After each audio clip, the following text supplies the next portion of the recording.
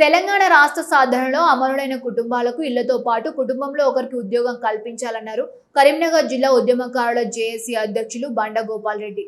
తెలంగాణ రాష్ట్ర అవతరణ దినోత్సవం పురస్కరించుకొని కరీంనగర్ జిల్లా కేంద్రంలోని మార్కెట్ రోడ్లో గల అమరవీరుల స్తూపం వద్ద కరీంనగర్ జిల్లా ఉద్యమకారుల జేఏసీ అధ్యక్షులు బండ గోపాల్ రెడ్డి ఆధ్వర్యంలో 6వ దినోత్సవ వేడుకలను ఘనంగా నిర్వహించారు. సందర్భంగా అమరవీరుల స్తూపం వద్ద పుష్పగుచ్చాలను ఉంచి నివాళులర్పించారు.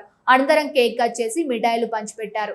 కార్యక్రమం అనంతరం అమరవీరుల త్యాగాలను గుర్తు చేసుకుని కొవ్వొత్తును వెలిగించి వారికి ఘన నివాళులర్పించారు. ఈ సందర్భంగా బండ గోపాల్ రెడ్డి మాట్లాడుతూ 1200 మంది అమరవీరుల త్యాగాల ఫలితంగానే తెలంగాణ రాష్ట్రం సిద్ధించిందని, ఆ అమరవీరుల కుటుంబాలను ఆదుకోవాల్సిన బాధ్యత ప్రభుత్వం పైన ఉందన్నారు. ఉద్యమకారుల కోసం ఏర్పాటు చేసిన కమిటీలో మహిళలకు కూడా తగిన ప్రాధాన్యత కల్పించాలని వారి సందర్భంగా ప్రభుత్వాన్ని కోరారు.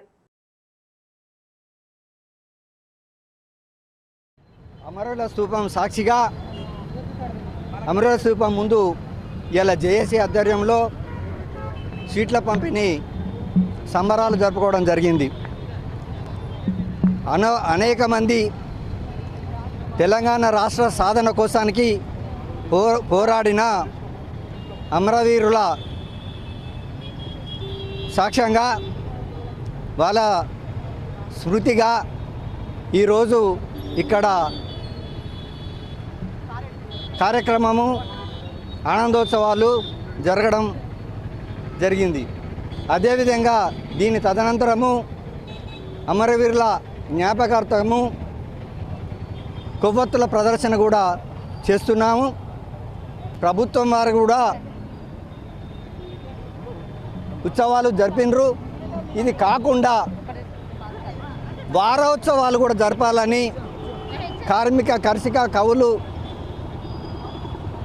వీళ్ళందరినీ దృష్టిలో పెట్టుకొని రోజొక్క కార్యక్రమం చేయాలని, ఉత్సవాలు చేయాలని ప్రభుత్వాన్ని ఈ సందర్భంగా డిమాండ్ చేస్తున్నాను.